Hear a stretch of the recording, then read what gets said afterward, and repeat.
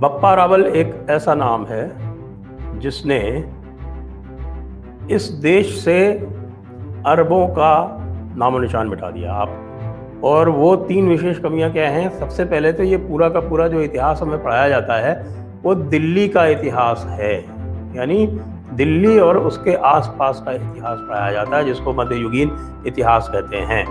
अब इन लोगों का फिर तुगलक को पढ़ लेंगे, फिर मुगल आ जाएंगे और बीच में छोटे मोटे जो हैं उनको भी पढ़ लेंगे आप सबको।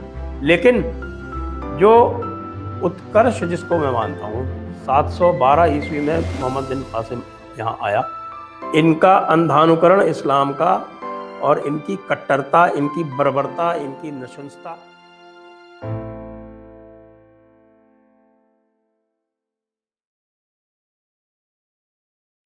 नमस्ते, आप सभी का स्वागत। मैं हूं आपके साथ निधीश गोयल। जेडी कॉन्वर्सेशन में एक बार फिर से आप सभी का अभिनंदन। मेरे साथ हैं चेयरमैन जयपुर डायलॉग श्रीमान संजय जी। संजय जी, आपका बहुत बहुत स्वागत जेडी कॉन्वर्सेशन में। नमस्ते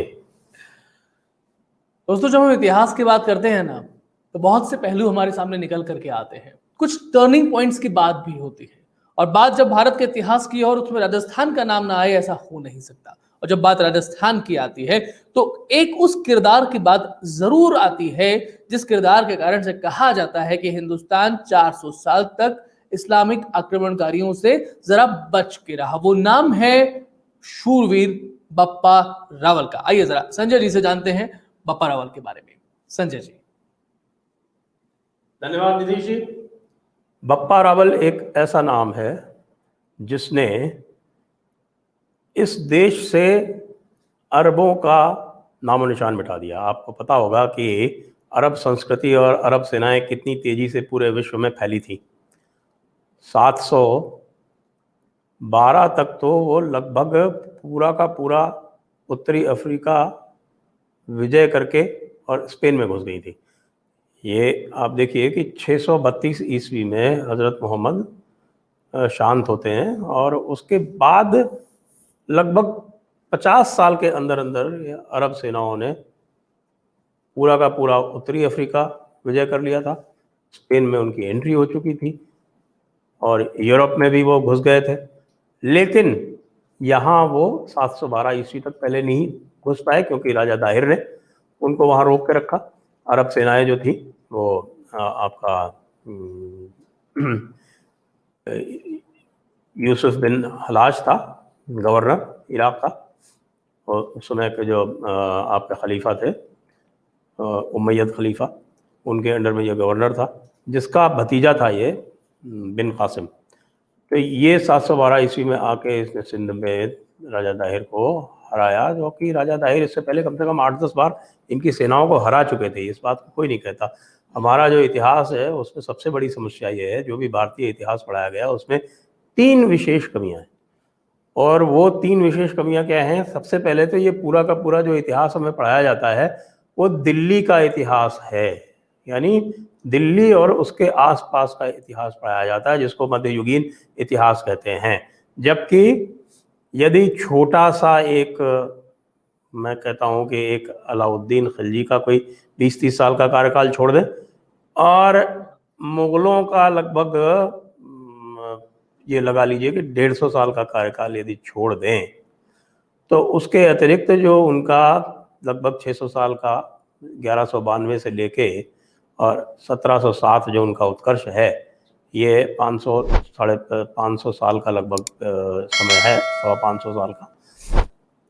इसमें वो उत्तर भारत के कुछ चुनिंदा हिस्सों में, जो वर्तमान भारत भी है, वर्तमान भारत और उसमें जो ब्रिटिश भारत था, पाकिस्तान के जो दोनों हिस्से अलग हुए उनको भी मिला लें, तो वो पूरे भारत का 10% हिस्सा भी नहीं होता था। लेकिन इतिहास में हमें सिर्फ वही पढ़ाया जाता है। आप पूरा का पूरा पढ़ेंगे तो आप गुलाम वंश भी पढ़ लेंगे, आप खिलजियों का भी पूरा पढ़ लेंगे, उनको एक एक बादशाह को पढ़ लेंगे, उसके बाद लोधियों के एक एक बादशाह को पढ़ लेंगे।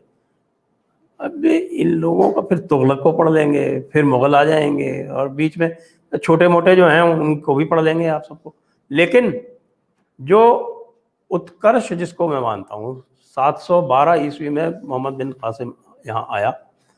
713 ईस्वी में बप्पा रावल का जन्म होता है और बहुत छोटी सी आयु में, आप समझिए कि सबसे 723 ईस्वी में उनको 10 वर्ष की अवस्था में उनको गद्दी मिलती है।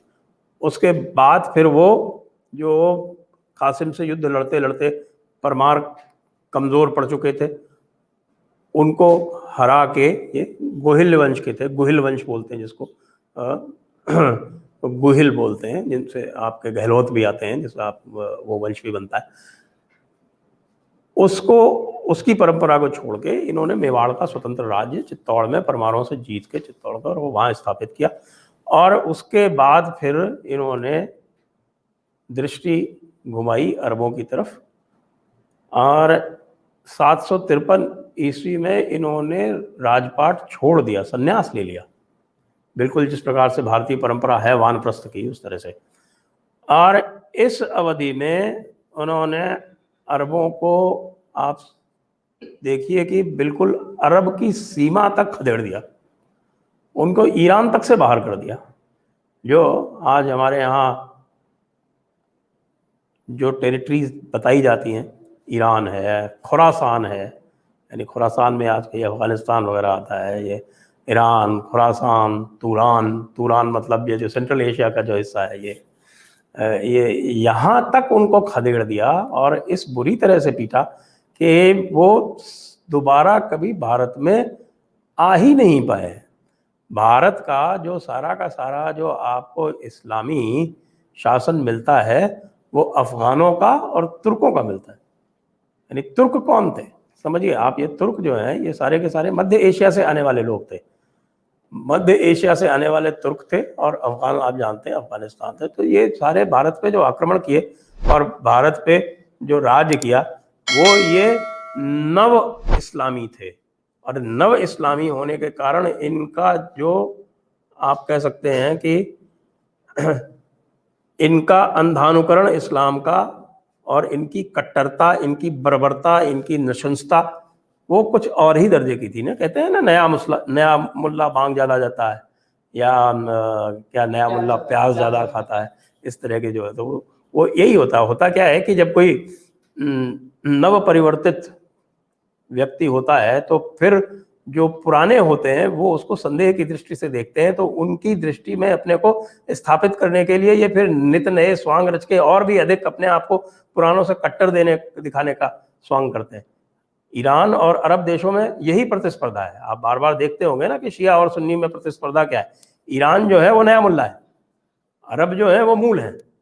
तो ईरान अपने आप को अधिक कट्टर दिखाने का प्रयास करता रहता है। तो बप्पा रावल ने आपके शुरू किया इनको हराना, सबसे पहले कराची सिंध से, यहाँ से निकाला, फिर इनको आपके मुल्तान से भगाया, मुल्तान से भगा के इनको ईरान तक खदेड़ा, बिल्कुल ये जो आज का जो अरब है इराक वाला, लगभग वहाँ की सीमा तक इनको बाहर कर दिया।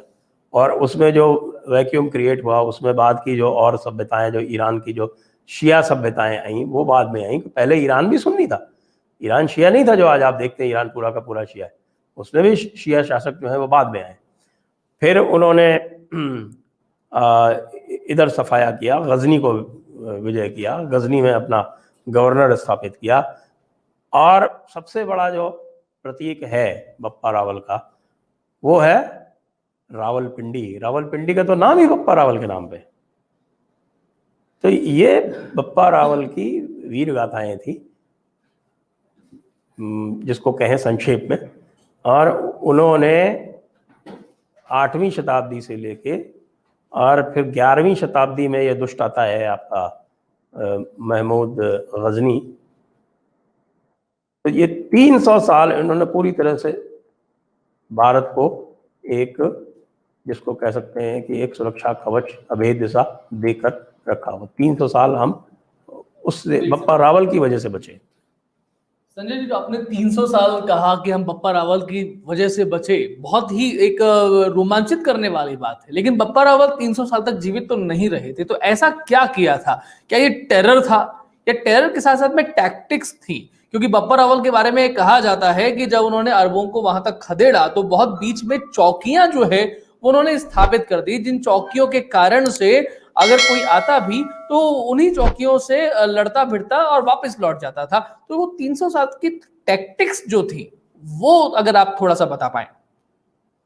मैं बताता हूँ, बप्पा रावल जो थे वो बहुत ही एक प्रैक्टिकल किस्म के व्यक्ति थे। तो उन्होंने अपनी चौकियां स्थापित की और दूसरा जो उन्होंने अरबों के साथ लड़ाई लड़ी। तो एक जो कई बार हमारे भारतीय शासकों में और भारतीय क्षत्रपों में, भारतीय क्षत्रियों में एक सद्गुण विकृति सदैव देखने को मिली। वो सद्गुण विकृति ये है कि वे जानते हैं कि अरब किस तरह की लड़ाई लड़ते हैं, किस प्रकार की नृशंसता करते हैं, जिसको टोटल वॉर कहते हैं। वो सिविलियन पॉपुलेशन को भी नहीं छोड़ते, जबकि हमारे यहाँ जो परंपरा थी उसमें योद्धा योद्धा से लड़ता था, राजा राजा से लड़ता था, सेनाएं सेनाओं से लड़ती थी। मेगास्थनीज की जो इंडिका है उसमें एक वर्णन आता है बड़ा सुंदर। वो कहता है कि मैं ये देखकर आश्चर्यचकित हो गया कि दो सेनाएं आपस में लड़ रही हैं और बगल में जो किसान हैं वो अपना खेत जोत रहे हैं, क्योंकि परंपरा ही यही थी। ये सबसे पहले जब अलेक्जेंडर यहाँ आया तब उसने पहली बार सिविलियंस के ऊपर आक्रमण किया, जिसके कारण फिर चाणक्य ने अपनी चोटी बांधकर और ये प्रण किया कि इन दुष्टों को, इन यवनों को यहाँ से हटाएंगे, क्योंकि वो हमारे जीवन मूल्यों पर आघात कर रहा था। वो इस प्रकार का एक नया सिद्धांत लेके आया था युद्ध का, जो पहले यहाँ नहीं जाना जाता था। वहाँ सेनाएं ही सेनाओं से लड़ती थी। तो जब बप्पा रावल ने इनका पूर्व पक्ष किया, जो हमारे यहाँ बहुत बाद में लोगों ने नहीं किया, उसका हमें बहुत नुकसान उठाना पड़ा। विशेषकर मैं कई बार पृथ्वीराज चौहान यद्यपि शूरवीर थे, लेकिन ये पूर्व पक्ष की कमी हमेशा मैं इंगित करता रहता हूँ उनमें, कि उन्होंने बिल्कुल ये नहीं पहचाना कि जो सामने वाला है उसका युद्ध सिद्धांत क्या है। तो उस युद्ध सिद्धांत को पहचान कर बप्पा रावल ने बिल्कुल उनके साथ उसी प्रकार से व्यवहार किया। हमारे यहाँ कहा जाता है कि साहब की इसका बड़ा उल्लेख किया जाता है कि साहब हमने जो है कभी यवन स्त्रियों से या इस्लाम के जो जिनको मिलेच कहते हैं उनकी स्त्रियों से विवाह नहीं किया। ऐसा बप्पा रावल ने जहां भी गए वहां उनके जो राजवंश थे उनको हरा के और उनसे गुलामी करवा के और उनकी जो स्त्रियां थीं उनसे विवाह किया और उनको विवाह करके अपने साथ लाए। और यदि वो नृशंसता करते थे तो बप्पा रावल भी उतनी ही नृशंसता से, बल्कि उससे भी अधिक नृशंसता से उनको उत्तर देते थे। बाद में हमारे यहाँ ये हुआ है, आप देखेंगे बाद में, कि उनकी जो नृशंसता होती थी तो उनको बिल्कुल भय नहीं होता था कि हम तो नृशंसता करेंगे, लेकिन ये जब अगर हमको हरा भी लेंगे तो ये तो हमारे जो सिविलियन हैं उनको छोड़ देंगे, हमारी स्त्रियों के साथ बुरा व्यवहार नहीं करेंगे। तो वो बड़े इसमें मस्त रहते थे कि it was just a one way traffic. ऐसा मुझे लगता है इसको सावरकर जी ने बड़ी सुंदरता से सद्गुण विकृति के रूप में परिभाषित किया है। तो ये जो सद्गुण विकृति थी ये भी हम बप्पा रावल में नहीं देखते हैं। फिर उन्होंने क्या किया कि उन्होंने संधियां की, उन्होंने दूसरे राजाओं के साथ, जैसे गुर्जर प्रतिहार थे, जो गुर्जर प्रतिहार जो आपके सौराष्ट्र की तरफ थे या राजस्थान का जो अभी ये सिरोही और जालौर वाला जो हिस्सा है वहां थे, उन गुर्जर प्रतिहारों के साथ संधि करके और एक फ्रंट उनका था और बप्पा रावल जो थे वो उनके पीछे उनको प्रोटेक्शन दे रहे थे, उनके पीछे से ढाल बने हुए थे और बप्पा रावल आगे जाके पूरा सफाया करके आ रहे थे। एक और हमारे यहाँ विकृति रही है जिसको हम बड़ी बार हम कहते हैं कि साहब कि हमने कभी किसी के ऊपर हमला नहीं किया। ये कोई शेखी बघारने वाली बात नहीं है, ये भी एक सद्गुण विकृति है। क्योंकि यदि हमें अपनी सीमाओं की रक्षा करनी है तो हमें अपनी सीमाओं से आगे जाकर पहले वहां पर आपको लाइन डालनी पड़ेगी। ये हमारा बफर जोन है। अगर अंग्रेजों से या अंग्रेज की जो एम्पायर थी, ब्रिटिश एम्पायर थी, उससे कुछ भी सीखे तो हमेशा बफर जोन बना के रखे थे। जैसे तिब्बत को उन्होंने बफर जोन बना के रखा हुआ था, ये आपके अफगानिस्तान को उन्होंने रशिया के साथ बफर जोन बनाया था। तो इसीलिए वो जम्मू और कश्मीर का जो गिलगिट एजेंसी उन्होंने ली थी बाद में, अपने कब्जे में डायरेक्ट रखी थी, वो भी रशिया के खिलाफ बफर जोन के रूप में रखी थी। तो ये एक काम जो बप्पा रावल ने किया, वो मुझे लगता है कि उसी कारण हम वो 300 वर्ष तक हम सुरक्षित रह सके। फिर उसके बाद भी जब महमूद गजनवी ने आक्रमण किया, तो बाद में फिर उसके भतीजे सालार जंग को हरा के महाराजा सुहेल देव ने वही उसी प्रकार बप्पा रावल की जो युद्ध नीति थी उस पर अमल करते हुए उसी प्रकार उसी नृशंसता और बर्बरता का उन व्यक्तियों के साथ व्यवहार किया जो बर्बरता और नृशंसता करते थे। बर्बरता नृशंसता करने वालों को छोड़ देना जो है, ये परले दर्जे की मूर्खता है। 1971 में भारत ने की कि जो पाकिस्तानी अफसर पकड़े हुए गए थे उनको उन्होंने वॉर ट्राइब्यूनल के सामने लाए बिना छोड़ दिया, और उसका परिणाम ये हुआ कि उन्होंने पहले तुरंत ही बलूचिस्तान पर आक्रमण किया उन्होंने सबने मिलकर, और उसके बाद फिर अपनी रणनीति बनाई कि किस तरह से भारत से बदला लेना है, और हमारे यहाँ खालिस्तान आरंभ करवाया। बप्पा रावल से हम ये सीख ले सकते हैं कि युद्ध नीति वह है जिसमें छठे शाठ्यम समाचरेत का प्रतिपादन हो, एक, और अपनी सीमाओं को आगे बढ़ाना जो है वो हमारी सुरक्षा का एक सबसे अभेद्य कवच है। तो हम यदि अपनी सीमाएं सिंधु नदी तक रखना चाहते हैं तो फिर हमें अपनी सीमाओं को आगे कम से कम 100, 200, 300 किलोमीटर आगे ले जाकर और वहां पर सुरक्षा करनी चाहिए। ये एक तो महत्वपूर्ण युद्ध नीति के पाठ हमें बप्पा रावल से सीखने को मिलते हैं।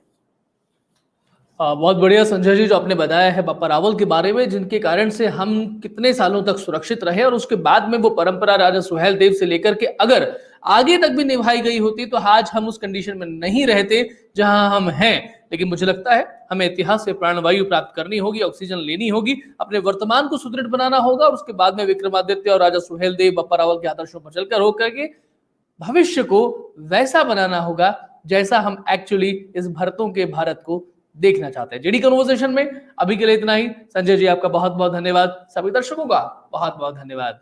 नमस्कार। नमस्कार।